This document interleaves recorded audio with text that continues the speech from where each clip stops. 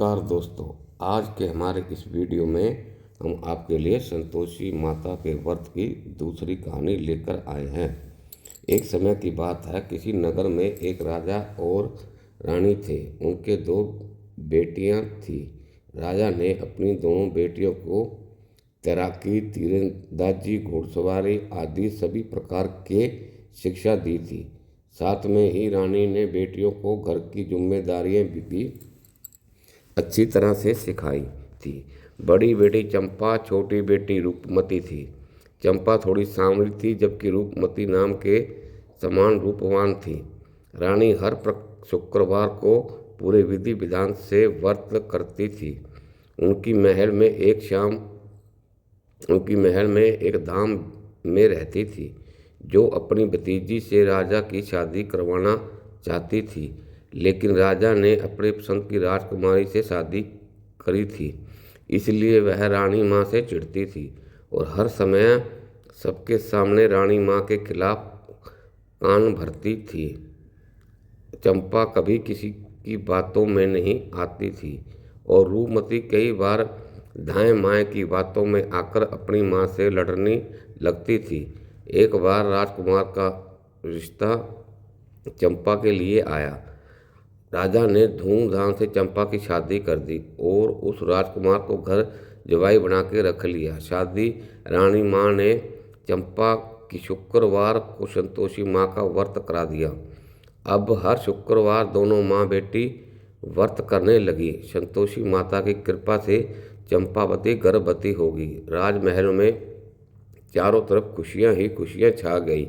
एक दिन रानी माँ और चंपा शुक्रवार का व्रत था, तब राजा और उनके जवाई गए हुए थे। तब धामा माँ ने एक चाल चली और रानी माँ के खाने में खटाई मिला दी और अनजाने में रानियाँ और चंपा ने वह खटाई वाला खाना खा लिया, जिससे संतोषी माता रुष्ट हो गई। और रुष्ट होकर संतोषी माँ ने राजा और उनके जवाइयों को रास्ता भटका दिया।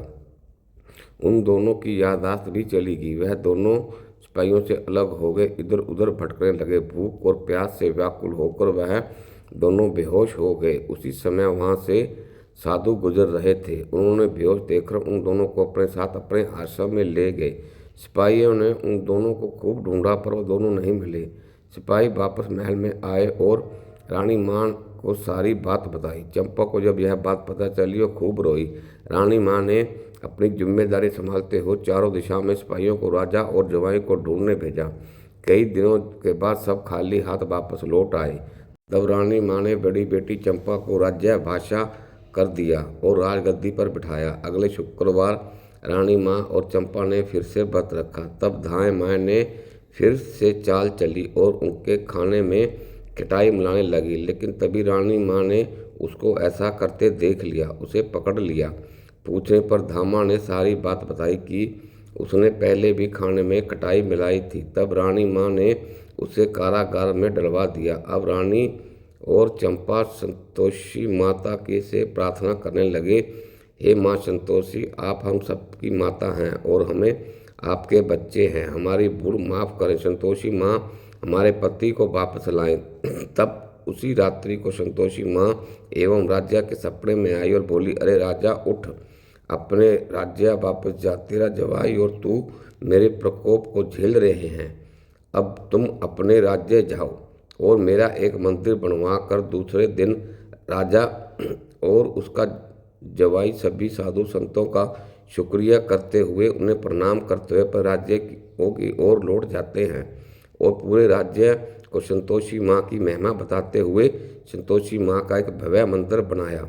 रानी माँ ने चंपा के साथ धूमधाम से शुक्रवार का व्रत उद्यापन कर चंपा को एक बहुत सुंदर पुत्र प्राप्त हुआ और महल में वापस अधिक खुशियाँ छा गईं। संतोषी माँ जैसे ही आप रानी माँ और चंपा को प्रसन्न हुए, वैसे इस कहानी को कहते कहते ओकार भरते सब पर कृपा करना। जय संतोषी माता की।